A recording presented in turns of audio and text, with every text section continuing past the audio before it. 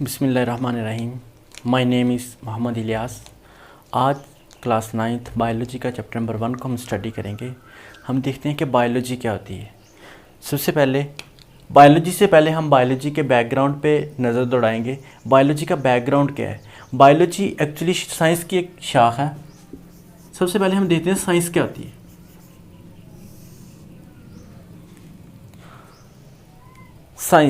Science एक knowledge का नाम है। कौन सा नॉलेज? साइंस को लैटिन वर्ड साइंटिया से ड्राइव किया गया है।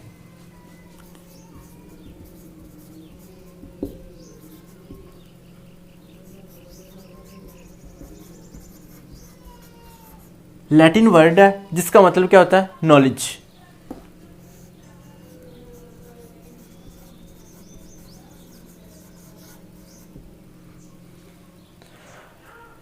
तो अब इसमें देखेंगे कि नॉलेज किस किस्म का होगा।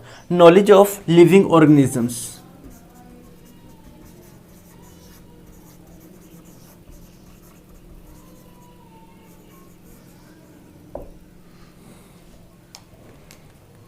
Knowledge of life.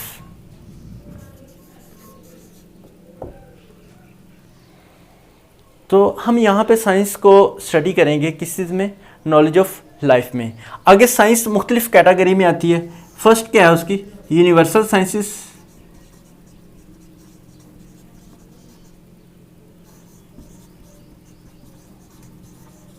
Second category क्या है? Social sciences.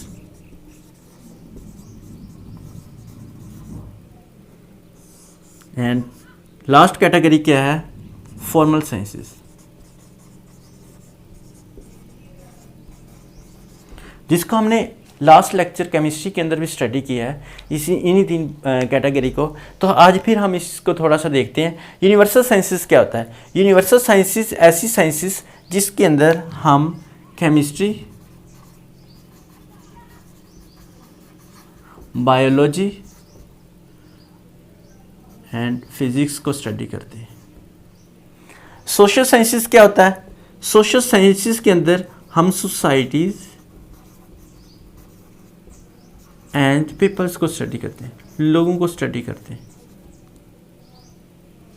And formal sciences क्या होता है? फॉर्मल साइंसेस के अंदर हम मैथमेटिक्स एंड लॉजिक्स को स्टडी करते हैं। अब यहाँ पे हमारा जो कंसर्न है, हमारा तो यूनिवर्सल साइंसेस से है। यूनिवर्सल साइंसेस के अलावा हम किसी चीज़ को स्टडी नहीं करेंगे। इस चीज़ के अंदर केमिस्ट्री हमारा टॉपिक नहीं है, केमिस्ट्री हमारा हो गया है। अब इसके बाद हम आते हैं बायोलॉजी पे। बायोलॉजी होता क्या है?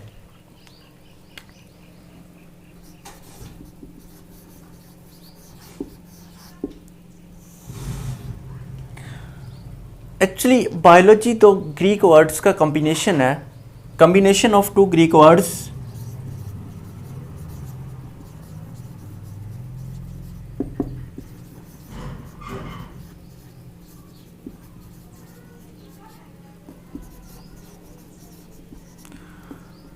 फर्स्ट वर्ड क्या है?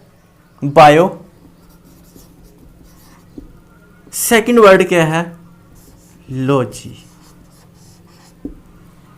बायो का मतलब क्या है?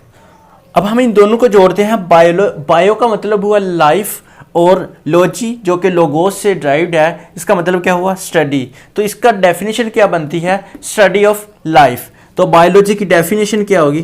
Study of life is called biology. अरे यहाँ पे कुछ लोगों के तस्वुरात डिफरेंट हैं, कुछ लोगों के अलग अलग नज़रियात हैं। वो कहते हैं कि बायोलॉजी के अंदर हम सिर्फ लिविंग ऑर्गेनिजम्स को पढ़ते हैं, लेकिन ये एक मुकम्मल इल्म नहीं है, इल्म का नाम नहीं है, क्योंकि इसके अंदर हम दूसरी चीज़ों को, नॉन लिविंग को भी स्टडी करते हैं। असल में बायोलॉजी जो है रिलेशनशिप है किस चीज़ का? Relationship between living and non living organisms.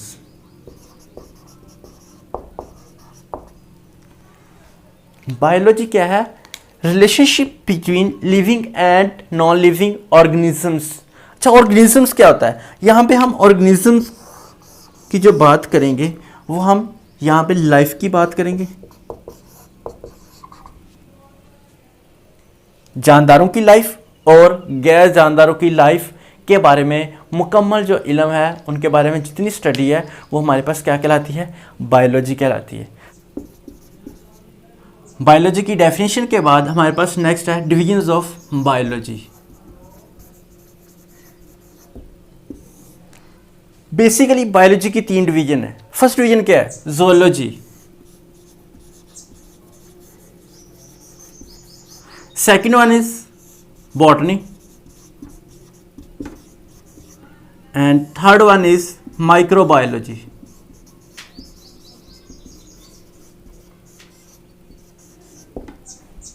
अब हम देखते हैं कि ज़ूलॉजी क्या होता है। ज़ूलॉजी 2 वर्ड्स कॉम्बिनेशन है। फर्स्ट वर्ड क्या है? जू।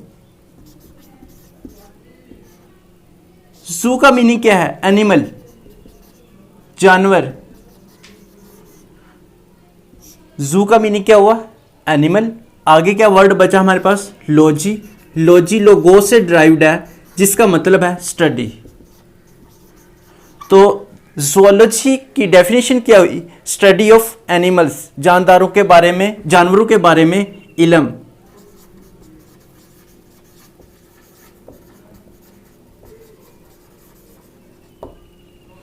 नेक्स्ट डिवीजन क्या है? Botany,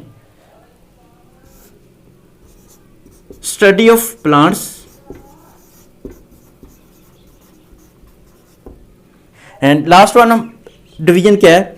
last one division is microbiology. Micro से क्या मुराद है?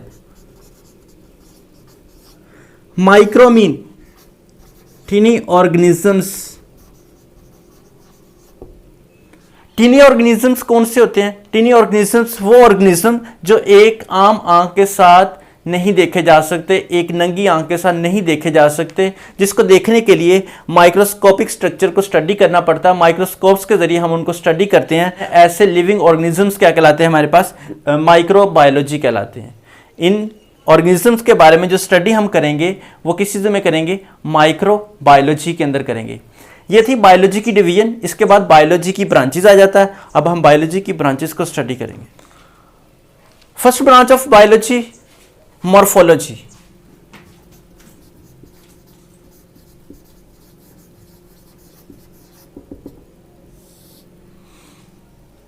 अब मॉर्फोलॉजी की डेफिनेशन देखते हैं क्या होती है। एक्चुअली मॉर्फोलॉजी भी 2 वर्ड्स कॉम्बिनेशन है। फर्स्ट वर्ड क्या है? Morph.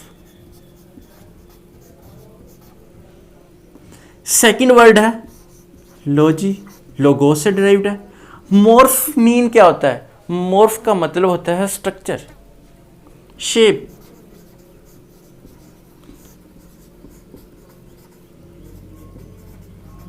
View.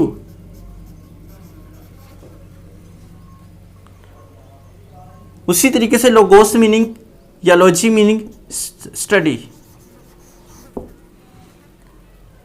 Study of shape.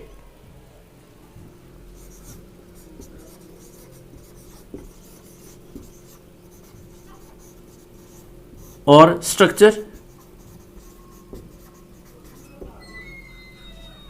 अब इसके अंदर किस चीज की शेप को हम स्टडी करेंगे, किस स्ट्रक्चर को हम स्टडी करेंगे? Of living organisms.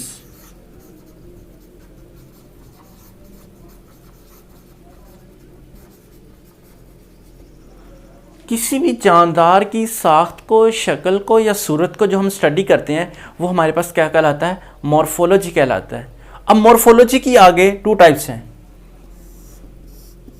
External morphology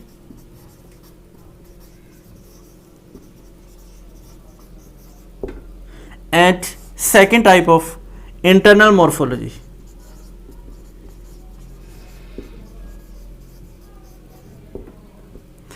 external morphology क्या होता है? एक्सटर्नल नाम से इंडिकेट करता है। एक्सटर्नल मीन क्या होगा? बैरूनी।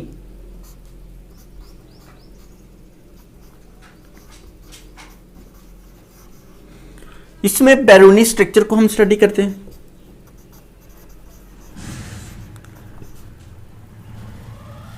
एक्सटर्नल मॉर्फोलॉजी के अंदर हम किस चीज को स्टडी करते हैं?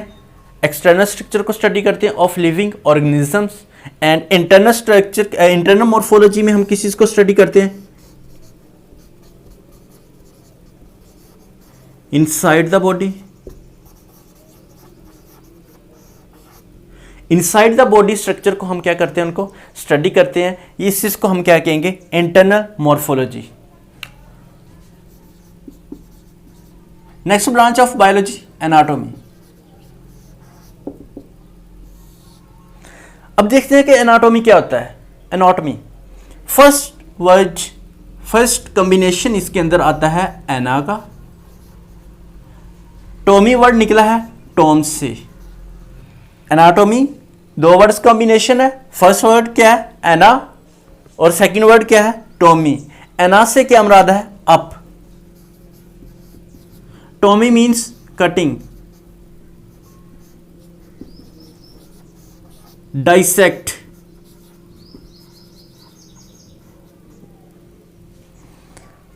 अप मीन क्या होगा, ऊपर से, एक्सटर्नली। डाइसेक्ट मीन या कटिंग मीन उसको काटना।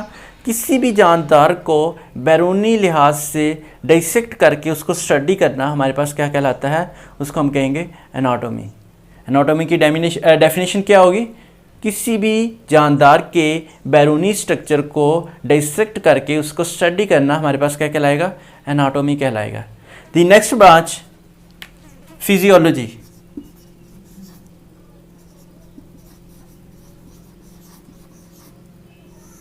इसको भी हम शॉर्टली हम इसको डिफाइन करने की कोशिश करेंगे इजी करके। इसको कैसे स्टडी करेंगे, फिजियो को अलग स्टडी करेंगे, फिजियो को मीनिंग अलग करेंगे, तरतीब देंगे फिर उनकी डेफिनेशन को, ताकि इजी हो जाए हमारे लिए। उसी तरीके से लॉजी। फिजियो मीन होता है फंक्शन,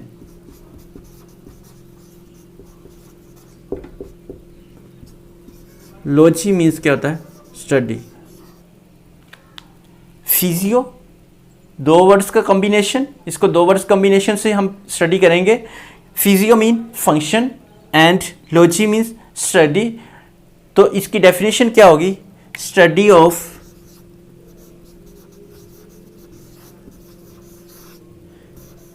लिविंग ऑर्गेनिजम्स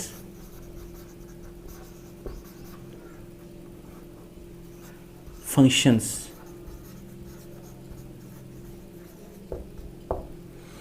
जानदारों के फंक्शंस को, जानदारों के अफ़आल को जब हम स्टडी करते हैं, उनका मुतालिया करते हैं, वो हमारे पास क्या कहलाता है, फिजियोलॉजी कहलाता है या फिजियोबायोलॉजी कहलाता है।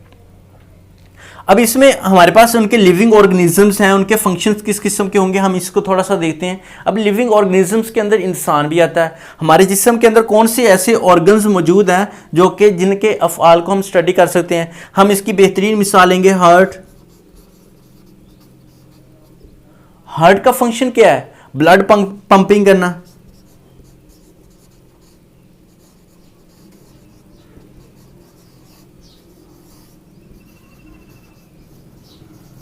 ब्लड को पंप करना, ये हार्ट का क्या है, फंक्शन है। तो हम जब हार्ट के फंक्शन को स्टडी करेंगे तो इसके हम बायोलॉजी की कौन सी ब्रांच में ये बिलोंग करेगा, ये हमारे पास फिजियोलॉजी के अंदर बिलोंग करेगा। इसके बाद नेक्स्ट ब्रांच हमारे पास क्या है, एंटोमोलॉजी।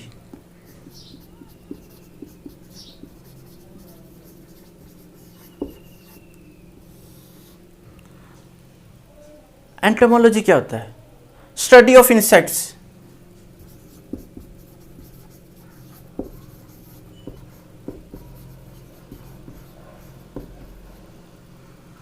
इंसेक्ट्स क्या होगा, हमारे पास जितने हशरियात हैं, जितने भी कीड़े मकोड़े हैं, जब हम उसको स्टडी करते हैं वो हमारे पास क्या कहलाता है, एंटोमोलॉजी के अंदर आता है। आंट, इसकी बेहतरीन मिसाल। आंट को जब हम ओवरऑल स्टडी करेंगे, वो हम बायोलॉजी की किस ब्रांच के अंदर जाकर स्टडी करेंगे, जहाँ पे हमें उसका पूरे का पूरा नॉलेज मिलेगा, वो हमारे पास क्या होगी, एंटोमोलॉजी होगी, जहाँ पे हम इस चीज़ को क्या करेंगे, स्टडी करेंगे। नेक्स्ट ब्रांच क्या है, फार्माकोलॉजी।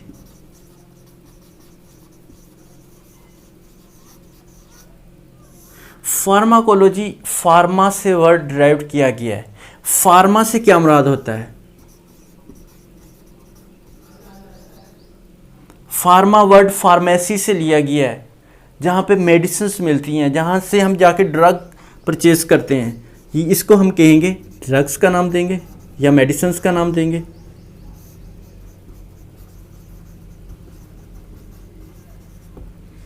तो हम इस चीज़ को कहेंगे study of pharmacology,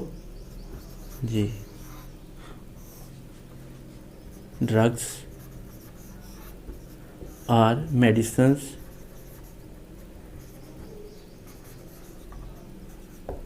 study of medicines और study of drugs is called pharmacology. ये थी हमारे पास फार्माकोलॉजी ब्रांच। इसके बाद नेक्स्ट ब्रांच ऑफ बायोलॉजी क्या है? एम्ब्रियोलॉजी।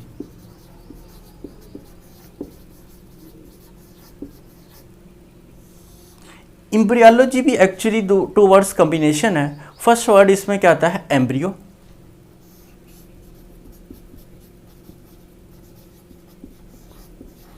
सेकंड वर्ड क्या है? लॉजी। हम यहाँ पे एम्ब्रियो के क्या मीनिंग लेंगे, एम्ब्रियो को कैसे डिफाइन करेंगे? एम्ब्रियो मीन होता है zygote, logy mean study, has it study. अब जाइगोट को हमने स्टडी करना है। जाइगोट क्या होता है?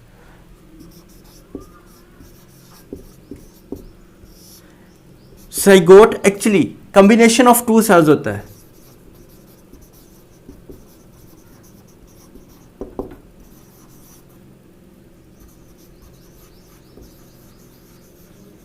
या fertilization of two sales.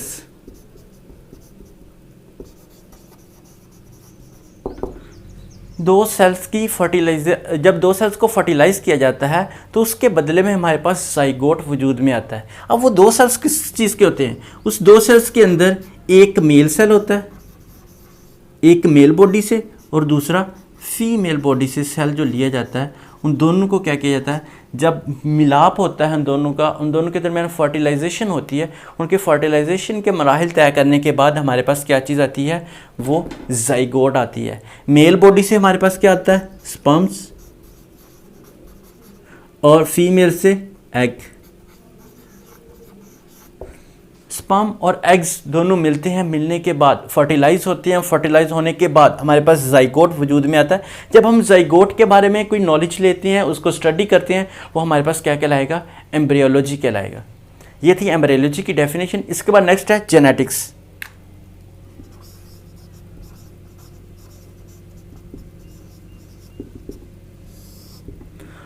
Genetics word derive किया गया है जीन्स से। जेनेटिक्स की डेफिनेशन क्या होगी? Study of genes and inheritance.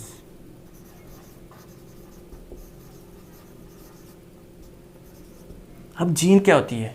Gene जो वालिदैन की खसूसियात अगली नस्ल के अंदर मुंतकिल करती है, जीन के ज़रिए मुंतकिल होती है। जीन खसूसियात को मुंतकिल करने का एक ज़रिया है या मैसेंजर है। जो खसूसियात वालिदैन के अंदर मौजूद थी, जो करैक्टरिस्टिक्स वालिदैन में मौजूद थी, वही सेम कुछ ऐसी खसूसियात बच्चों में भी पाई जाती हैं। जब उनकी खसूसियात को स्टडी किया जाता है, उनकी खसूसियात को देखा जाता है कि उनके ट्रांसफ़र लेवल को देखा जाता है, ट्रांसफ़र मेथड को देखा जाता है, वो बाय जीन ट्रांसफ़र की जाती हैं। बाय जीन से उसको क्या किया जाता है? ट्रांसफ़र किया जाता है वालिदैन से ऑफस्प्रिंग में। और इनहेरिटेंस वो खसूसियात जो वालिदैन से औलाद के अंदर मुंतकिल होती हैं, एक नस्ल से दूसरी नस्ल में मुंतकिल होती हैं, उनको इनहेरिटेंस कहते हैं। जब हम इन दोनों को, इनहेरिटेंस को और जीन्स को डीपली स्टडी करते हैं, तो इस चीज़ को किस चीज़ में स्टडी करते हैं? जेनेटिक्स में स्टडी करते हैं। ये थी हमारे पास जेनेटिक्स। जेनेटिक्स के बाद हमारे पास नेक्स्ट ब्रांच है environmental biology.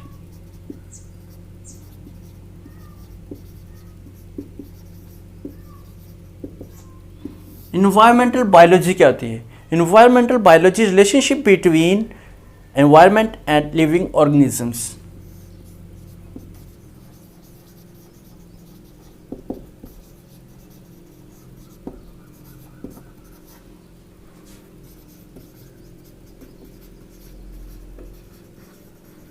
environment and living organisms.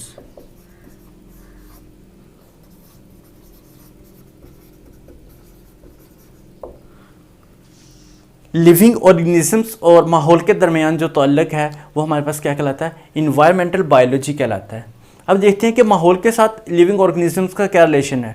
हम माहौल से क्या करते हैं? ऑक्सीजन लेते हैं, जो कि हमारे लिए बहुत ज़रूरी है, हमारी ज़िंदगी के लिए या जानदारों के लिए बहुत ज़रूरी है। तो जब हम ऑक्सीजन लेते हैं तो उसको बदले में हम क्या करते हैं? कार्बन डाइऑक्साइड एक्सेल कर रहे होते हैं। एक्सेल करने की सूरत में कार्बन डाइऑक्साइड इन्वायरमेंट में चली जाती है और वो पौधे इस्तेमाल कर रहे होते हैं। ये इस तरीके से हमारा और माहौल के दरमियान एक लिंकेज बन जाता है, एक तवातर कायम हो जाता है, एक रिलेशन बन जाता है। ये थी हमारे पास क्या? Environmental biology. इसके बाद next branch of biology parasitology.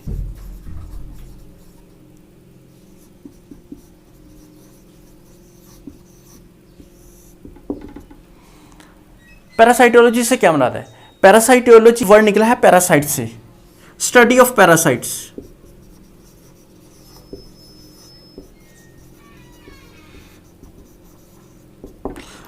जितने भी वायरसेस होते हैं वो पैरासाइट्स कहलाते हैं, जो जिस्म में एंटर होते हैं, एंटर होने के बाद बीमारियां फैलाते हैं। इस स्टडी को हम क्या कहते हैं? पैरासाइटोलॉजी कहते हैं। इसके बाद नेक्स्ट ब्रांच है हमारे पास सेल बायोलॉजी।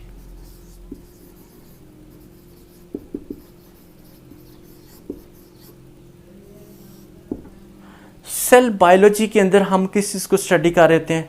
सेल को। सेल क्या है? सेल एक बेसिक यूनिट है लाइफ का, बेसिक यूनिट ऑफ लाइफ।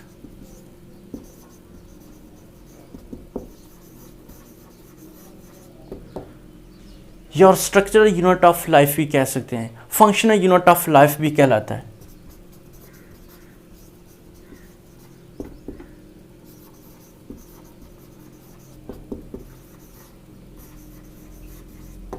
हम सेल बायोलॉजी के अंदर सेल का फिजियोलॉजिकल स्ट्रक्चर को स्टडी करते हैं,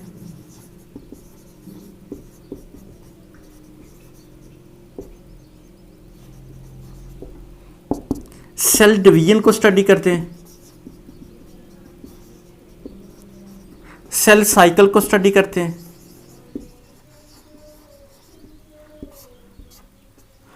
इसके अलावा डेथ,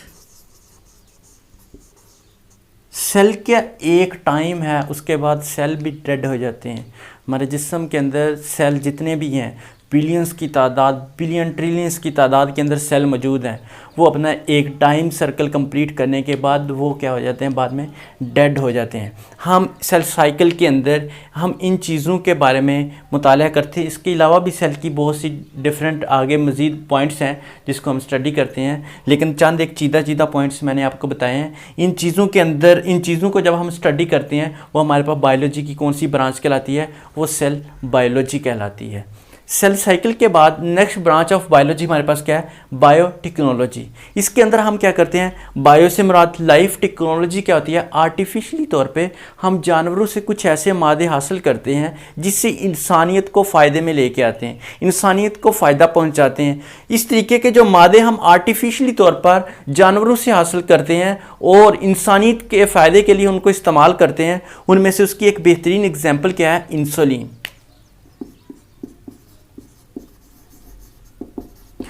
इंसुलिन हम बैक्टीरिया से हासिल करते हैं, बैक्टीरिया से हासिल करने के बाद जहाँ इंसानों के इस्तेमाल के अंदर लेके आते हैं। जितने भी डायबिटीज़ पेशेंट हैं उनके लिए इंसुलिन एक लाजमी एलिमेंट है, क्योंकि ये हमारे जिस्म के अंदर शुगर लेवल को क्या करती है? मेंटेन करती है। शुगर लेवल को मेंटेन करने के लिए हम क्या करते हैं? हम बैक्टीरिया से लेके इंसुलिन इस्तेमाल करते हैं। तो इस चीज़ की अगर हम पूरी की पूरी स्टडी करती हैं तो वो हमारे पास क्या कहलाती है? बायोटेक्नोलॉजी कहलाती है। इसके बाद next branch of biology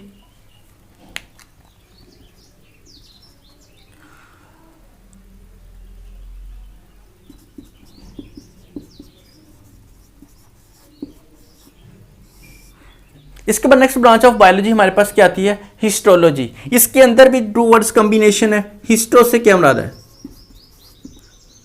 histo mean tissue and logy means logos से ड्राइव्ड है, जिसका मतलब क्या है? Study. Study of tissues. Tissue क्या होते हैं?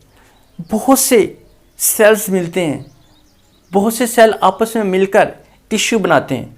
टिश्यू हमारे जिस्म के अंदर मौजूद होते हैं। टिश्यू की बहुत सी इकसाम है जो कि हमारे जिस्म में भी आती हैं। एक उसकी बेहतरीन मिसाल क्या है? Smooth tissues.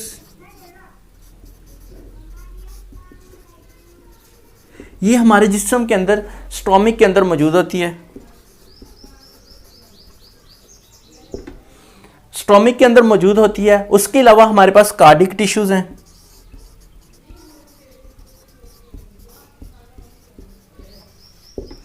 जो कि हमारे हार्ट के अंदर मौजूद होती है। उसके अलावा हमारे जिस्म के अंदर स्केलेटल टिश्यूज़, इसी तरीके से और भी टिश्यूज़ हैं। तो जब हम टिश्यूज़ को उनकी इकसाम और उनके मुताबिक हम स्टडी करते हैं, वो हमारे पास क्या कहलाता है? हिस्टोलॉजी कहलाता है। नेक्स्ट ब्रांच ऑफ बायोलॉजी क्या है? पैलेंटोलॉजी। पैलेंटोलॉजी से क्या मुराद है? पैलेंटोलॉजी क्या होती है? पैलेंटोलॉजी बायोलॉजी की एक ब्रांच है जिसमें हम स्टडी करते हैं फोसिस, जिसमें हम फोसिस को स्टडी करते हैं। फोसिस क्या होते हैं? लाखों साल पहले जो जानदार या जानवर या पौधे ज़मीन के अंदर दफन हो गए थे और उनको उनके अंदर डिकम्पोजिशन के मराहिल तय करने के बाद हमारे पास जो चीज़ हासिल होती है उसको हम क्या कहते हैं? फोसिस कहते हैं। इसकी बेहतरीन मिसाल हमारे पास क्या आती है? पेट्रोलियम आती है, जिसको हम मुख्तलिफ तरीक़ों से अपने इस्तेमाल में लेके आते हैं। ये थी हमारे पास पैलेंटोलॉजी। इसके बाद नेक्स्ट ब्रांच ऑफ बायोलॉजी क्या है? Taxonomy.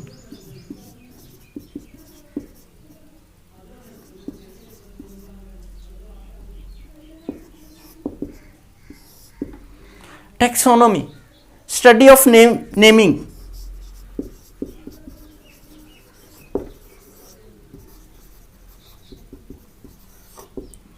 Classification,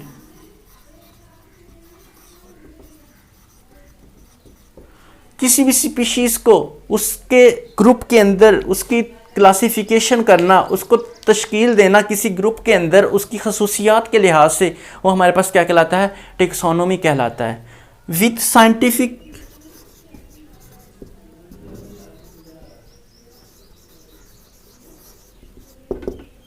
notation, scientific method से साइंटिफिक रूल के मुताबिक हम किसी भी जानदार को उनकी खसूसियात के बिना पर जब ग्रुप्स में तश्कील करते हैं, तरतीब देते हैं, वो हमारे पास क्या कहलाता है? टेक्सोनोमी कहलाता है। हम एक बेहतरीन मिसाल लेते हैं ऑनियन की, जिसका साइंटिफिक नेम क्या है? Allium cepa. एलियम सीपा उसका साइंटिफिक नाम है। तो ये किस का है? ऑनियन का है। ऑनियन का मुख्तलिफ इलाकाई नाम भी होते हैं, जिसको मुख्तलिफ इलाके के लोग अपनी अपनी ज़बानों के तौर पे बोलते हैं, लेकिन साइंटिफिक नाम उसका एक ही है, जिसकी पहचान एलियम सीपा के नाम से ही होती है। तो ये हमारे पास मुकम्मल स्टडी क्या कहलाती है? टेक्सोनोमी कहलाती है। इसके बाद हमारे पास बायोलॉजी की नेक्स्ट ब्रांच क्या है? इम्यूनोलॉजी, जिसके अंदर किस चीज़ को स्टडी करते हैं? इम्यून सिस्टम को।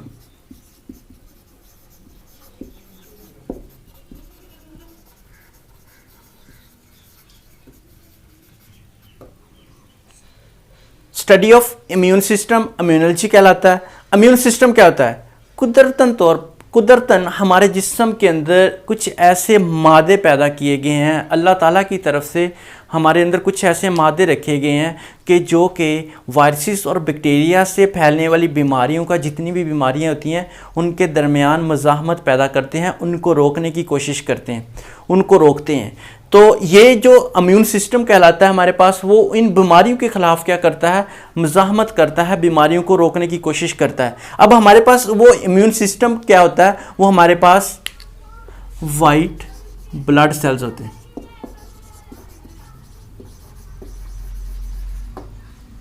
वो हमारे पास क्या कहलाते हैं? White blood cells. इसके बाद हमारे पास नेक्स्ट ब्रांच क्या है? Socio biology.